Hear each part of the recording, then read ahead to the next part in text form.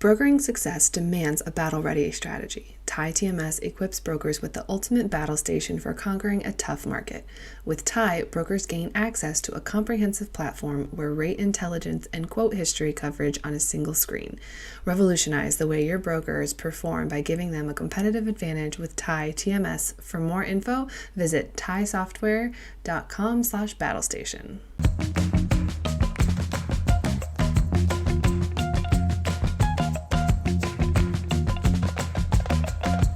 Welcome back to another edition of Check Call. We are diving into a lot of warehousing, but with a twist today. And we are welcoming back our absolute favorite, Steve Denton, the CEO at Ware2go. Thank you for joining us again today, Steve. Hey, Mary, it's great to see you, and thanks for having me back. And I'm glad to hear I'm your favorite. I mean, really, it's just I have a really nice conversation with you, and you're always a fun person to talk to. So basically, jumping right in here. So you guys have kind of more or less become, in my opinion, you've become the experts in kind of managing this Amazon Seller Fulfilled Prime program. Do you mind breaking that down, kind of saying exactly what it is and kind of how you've been able to see shippers take advantage of this not necessarily this new program, but the program that, you know, is now open to shippers? Yeah, and thanks for the kind words on that. So the first thing is it's really hard to do. So we'll just start with that. It's really hard to do SFP, but that's okay because when you do it really well, it drives a great experience for consumers and folks that benefit from that and the merchants. So I think to simplify it, right, there's really three primary fulfillment options for third-party sellers on Amazon, right? One is FBA, fulfilled by Amazon. I mean, you know, most people know what that is. It's where the sellers send their inventory to Amazon. They handle the fulfillment. And the pros of that are it's really convenient. You get the Prime status. You're not going to get suspended, right? They're not going to suspend themselves. And the challenges, though, right, are navigating some of FBA's complicated fee structures and inventory requirements. And it also tends to be pretty cost prohibitive for products over a certain size. So when Amazon handles your fulfillment, they also retain all your customer data. So you might not be able to remarket to those customers and build that. The second one is fulfilled by merchant, FBM. And this is when sellers self-manage their own fulfillment and they go through their own fulfillment center, or maybe they use a 3PL. And, you know, the benefit of that is you can control your own fulfillment operations and you own the data. The challenge is that you don't get the Prime badge, right? So that's going to impact things on the buy box. So what we do is we focus on SFB, right? We don't think people have to make a compromise for that. And it's really the best of both worlds, where the sellers are able to manage their own fulfillment. They have their own Prime badge. And the challenge is that you've got to be able to meet the Amazon Prime delivery standards. So what are they? One, Saturdays matter. Like Saturday is not extra, Saturday is required. Two, the metrics are really hard because they're based on page views. They're just not based on fulfillment. So on the page view side, you know, your inventory, so I'll give you two parts of that. One, if you're oversized, 10% of your inventory has to be within a 1-day footprint of page views. So not conversions, Mary, page views, right? And then 40% has to be within 2 days. That's oversized. If it's standard, it's even harder. 30% of your inventory needs to be in a 1-day footprint, and 70% needs to be in a 2-day footprint. And add all that together, you need to have on-time delivery of 93.5%. So you can't mess up in the warehouse and miss a day. You can't have failures out there because your on-time delivery from when it drops to when the consumer gets it has got to be 93.5% on time. And if not, you know, you've got issues on your hand and you've got to meet those page view metrics. So yeah, that is really, really hard to do. It requires great inventory management, great service, great warehouse partners, and great carriers to be able to deliver on that. And you know, we expanded on that service in March of 2021 and made the investment in it, and it took off. And when Amazon reopened the programs for new folks to get in, it's been a big driver for us. And And we've had opportunities to help merchants drive their sales because they went into the test, they passed it using Ware2go, they got their Prime badge, and now they're rocking and rolling. So hard to do, but the rewards are pretty significant when it comes to the buy box. So like when you say that you have to have like 40% of your inventory, let's say I'm selling headbands, not oversized in any way, shape, or form. I have to have 40% of that inventory just in the areas that people look at my listing, not necessarily actively purchase my listing, but where they look at it. Correct? So yeah, so non-oversized, 30% of that, you're selling cool headbands that say MO. And right, 30% of those need to be in an inventory location. 30% of them that is within a 1-day footprint of the page views that you get.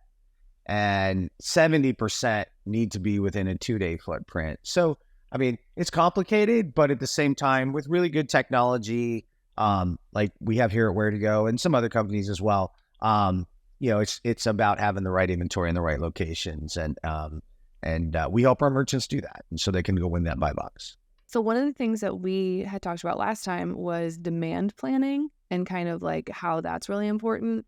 Like I feel like this is kind of that ultimate, you're walking on a tightrope or a balance beam of I have to have enough inventory at various locations. And then I also have to have enough inventory that if one of those locations, changes, I have to be able to fulfill that quite quickly and backfill that.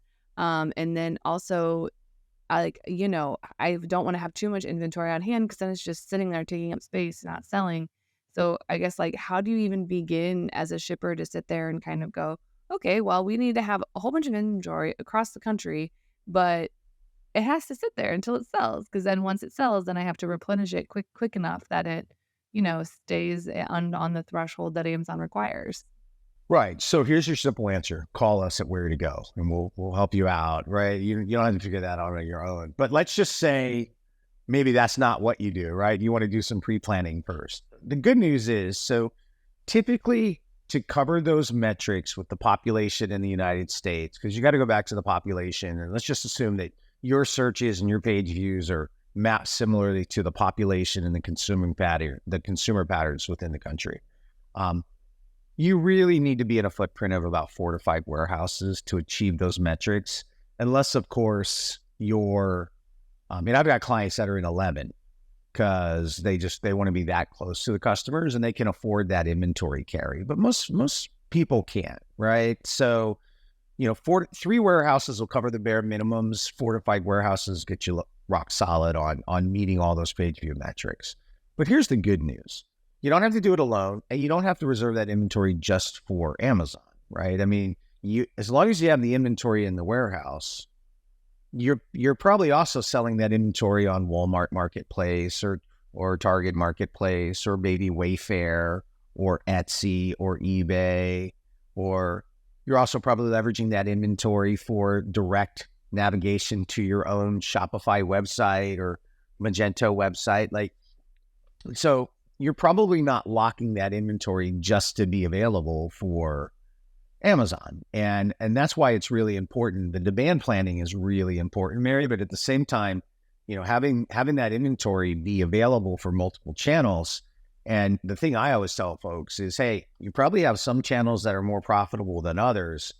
So the one thing you might want to think about doing is fencing some of that inventory, virtually fencing it and saying, okay, when this channel sells out, don't draw from this channel because the margins are better on this channel and I want to reserve some of this for my own client, for my own direct nav. Or maybe you want to meet the metrics and you'll have that fall over to the next warehouse that's closest to your customers and optimize those sales. So you have a lot of optionality available to you. And I can't wait till later on when we talk about expiration dates and how complicated that becomes when you sell in various channels like Amazon and other parties. So it's not as confining from an inventory standpoint as you paint it, because you should be using it for your other channels as well. I mean, that makes a lot more sense. I forgot that there's a whole host of other ways that you can purchase something or sell something to your customers. So that makes a lot more sense that, your full inventory doesn't have to necessarily be committed to that. You just have to have it there. Because ideally, I don't want to have 3 to 4 warehouses just for my Amazon stuff and then more warehouses for the Walmart, the Target, the Wayfair, the whatever. Like, just have it all in one spot. But also, the thing that you touched on the most that I personally would just do is just call Ware2go, because I am already exhausted listening to you talk about the different ways you have to do things. And that's not even me having real headbands in real life. So I think that really is the best solution, is just go, can you fix this? Thank you. Yeah.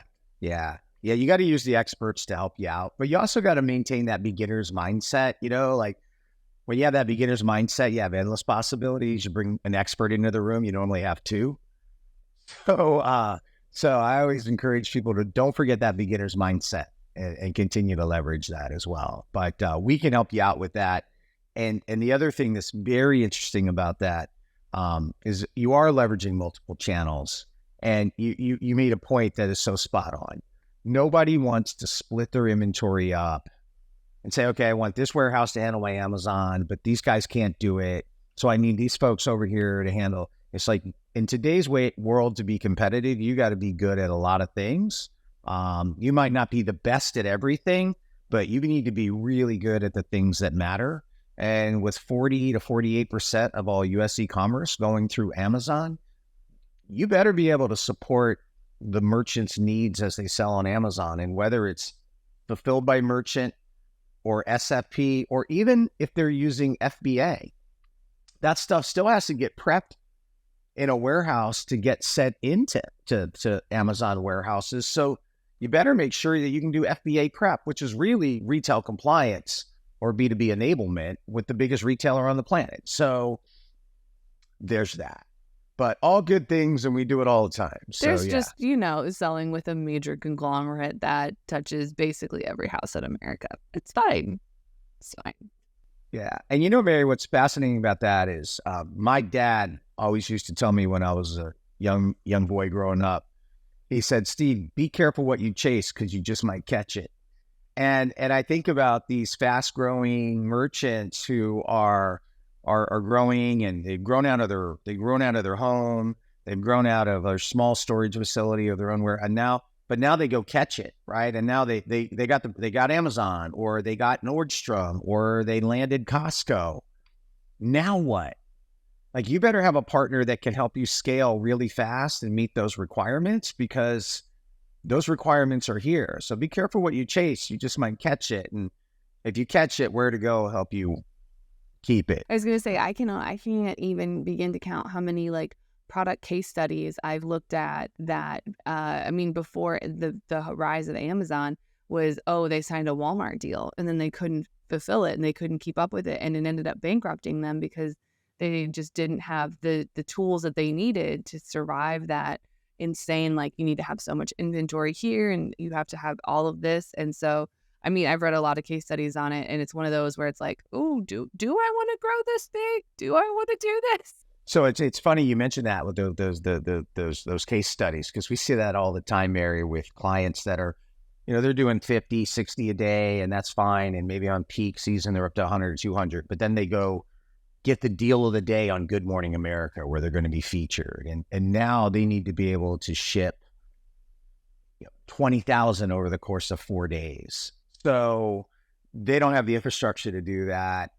You're probably not going to want to sign a long-term contract for that, because you need it for a week basically, and you need to be able to flex up. So those are the types of things that we do. So yeah, so be careful what you chase. You just might catch it, but if you do, we'll help you. And you don't have to fall down on that. So not that it's about Amazon, but Amazon is that kind of opportunity for folks as well.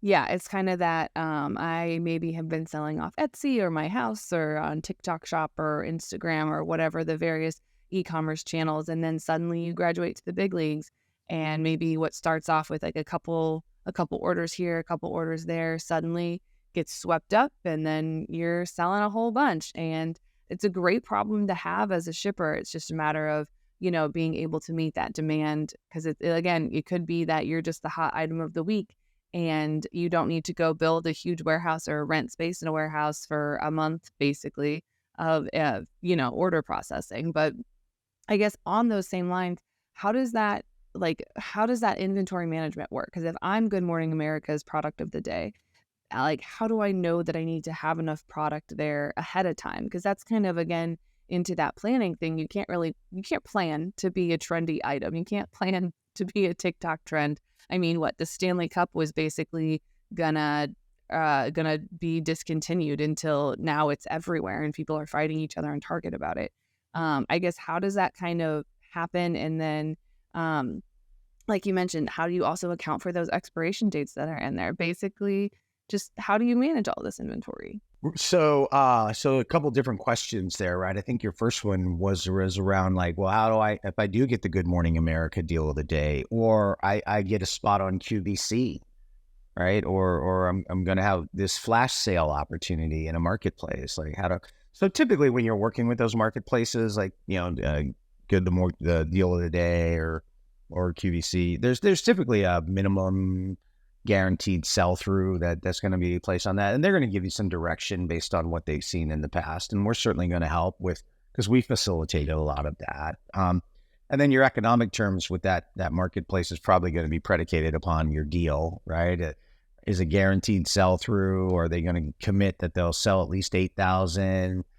How many do you need to have on the upper end of that? So typically what I see is most folks would rather sell out, obviously, than have 2,000-3,000 of those things sitting around afterwards. So, they're pretty well vetted. So that happens a lot in the upfront planning process. And then location wise, if you don't have any history, like where do you put it? Yeah. So if you're a current client, like we know where it is, and if you've been shipping maybe with someone else, we can take your tracking, your PLD data, your package level detail data for like the last year and map it against where your current customers are and think about, okay, well, will these new customers be similar? And you can map to that and show you the optimal warehouse footprint for that type of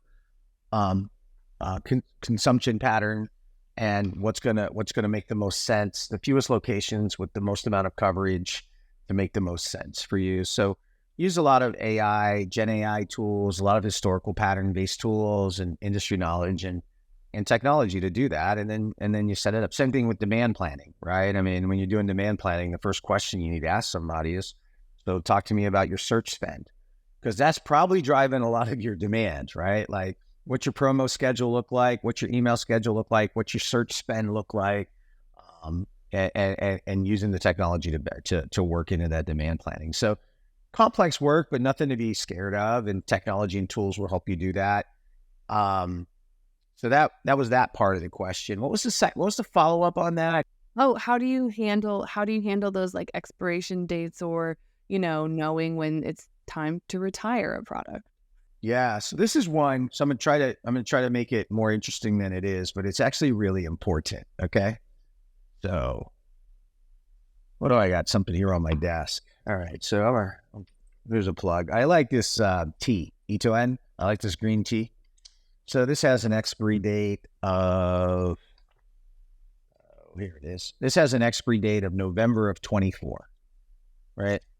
So this is going to be in my catalog with an expiry date of November of 24. And if I'm following best practices, I'm probably not going to sell that to somebody within, say, 60 days of the expiry date, right? And that's what's going to be in your catalog. But if you sell this to Amazon, Amazon's not going to let this in their warehouse if you're within 100 days of the expiry date, which means you probably need to have your setting on that for 110 days to account for pick, pack, and transportation of that order. Walmart may have a completely different expiry date and say, we're not going to receive this if it's going to expire within 90 days, or Target might say within 110 days. So the complexity is, this is one SKU. This is a SKU in your catalog, right? It's the same SKU you're going to sell across multiple marketplaces and your own. But this SKU needs to really have 5 expiry dates with it, or maybe 10 based on sales channel. So that is a fairly new nuance as people sell more through channels online, which is I'm used to having this in my catalog, and I'm used to this having an expiry date, and it applies to everybody. But now I need this SKU to have 10 different unique expiry dates, but it's based on sales channel. So now you're starting to see catalog data and SKU data be more focused on the channel versus your own inventory, your own catalog, because this is no good if this shows up at an Amazon warehouse and you're within 80 days of expiry date, because they'll just destroy it. Where it's perfectly good for you to sell it on your website directly to consumers because it meets your requirements. So not trying to nerd out on the whole thing, but old rules, Barry, don't apply. This single SKU needs to have multiple expiry dates on a consumer product based on sales channel. And then, like, let me guess, rinse and repeat for every single SKU that you have in your like your entire inventory situation. Well, if it's a consumable, probably, right? Like if you're selling like vitamins or CPG products that have expiry dates, I mean, maybe not so much for, a desk. I don't know that or a desks pair of ever shoes. expire. Right. Like this thing. Like But this if you have like a line of this drink isn't beverages. going to have an expiry date, right? No. But this will. So yeah. That is so. Then Is that I guess helpful? I mean, I'm not trying to it nerd is. out, but it is one of those things that if you haven't done this before, that is a moment where you're like, okay, I hadn't thought about this product having multiple expiry dates, and your technology probably can't support it. The good news is we can, and we're set up for that. But you know how sometimes you get your degree from the School of Hard Knocks? Yeah. I got a doctorate from the School of Hard Knocks, learning things like that over the last 5 years, but it's really important. So I guess if it's like, let's say I have a drink that's going to expire in 120 days and I send it to Amazon, does that mean that after those 20 days or if they say, okay, after 100 days, it's considered expired to them. So does that mean if it's at their warehouse and it's, at that 100-day mark that they destroy it then? Oh, so great question. You should probably ask them about that. Here's what I know. They won't receive it. So I think the expiry date is fine, right? Because you're going to have sell-through period, but they're not going to bring it in. And every product's got different beverages have different dates than say like apple cider vinegar pills or vitamin D. Like I'm pretty much self-disclosing all of my perishable dates, but what I take. But the so once they take it in, it's in. And then they manage through that because maybe they bought too much and they ordered too much, and now that shouldn't become your problem. But I always tell people if your Amazon expiry date is 100 days, you shouldn't be selling it to them if you got 110 left, because you're going to need those 10 to pack the order, and then you got to orchestrate it through their carrier partner program as well. So yeah, that is that's true. That is true, because some of those carrier partner programs are fun. I'm going to put them that way. It's an adventure. All right, we are running out of time today, Steve, but there's a question. We already know where you stand on hot dogs and sandwiches. So this time, if you could have a superpower, but it only worked on Wednesday, what would it be? So great question. If I had a superpower and it only worked on Wednesdays, it would be time travel. And I love it. I'll tell you, time travel. I'll tell you why. First, time travel, I'd go forward probably a couple years, get all the sports winners like Biff did on one of the Back to the Future sequels, so I could pick all the winners. But I'd also see what trends were happening so I could influence where to go to get ahead of the curve and position my company to be this, I could look around the corner a lot easier if I could know what was going to happen for certain, and make the right bets for many things. I wouldn't want to go too far because I might be dead. And candidly, I don't want to go too short because I don't want to know that I died next week. So I think a couple years. But then once I figure that out, the next Wednesday, Mary, I'd probably go back in time and maybe go have spend a day with my grandfather who passed away 20 years ago. Or maybe I'd go back to Dallas and find out who really did shoot President Kennedy, because I'd go check it out and find out. I'd go up to that book depository and see what was going on. So it's a great question. Time travel for me, I think, would be the one that would, if I could only use it on Wednesdays, I think that'd be the one that I think that's my superpower that I would put to work. I absolutely love that. Not just because we'd finally know if the grassy knoll theory was real or not. Yeah. So if anyone wants to find you outside the show, where can they find you? Ooh, I'm working a lot these days here at the office, quite a bit. No, so you can always get me at steve.denton@ware2go.com. I think I got a fairly decent LinkedIn thing that's not full of promotions. I actually try to push out some thought leadership and not just Ware2go is great at everything. Although today I did recognize 4 vice presidents here that got promoted that I was really excited about. So LinkedIn's a good feed. And my Twitter is pretty sad, so I don't recommend that. I don't recommend Twitter to anyone. Right, or X. And I would say this, lastly, I think Ware2go's got a pretty good Instagram feed, and I always encourage people to check that out as well. So, we haven't had a good Instagram feed promo in a minute. I'm excited. Yeah, I think our Insta's pretty good. I mean, I think it's pretty good. All right. Well, thank you so much for joining us today, Steve. Thanks, Mary. Have a great day and have a big week. You as well. You can find Check Call the Podcast anywhere you get your podcasts, like Apple Podcasts and Spotify. Don't forget to check out all the other incredible FreightWaves shows. And don't forget to subscribe to the newsletter on freightwaves.com/checkcall. See you on the internet.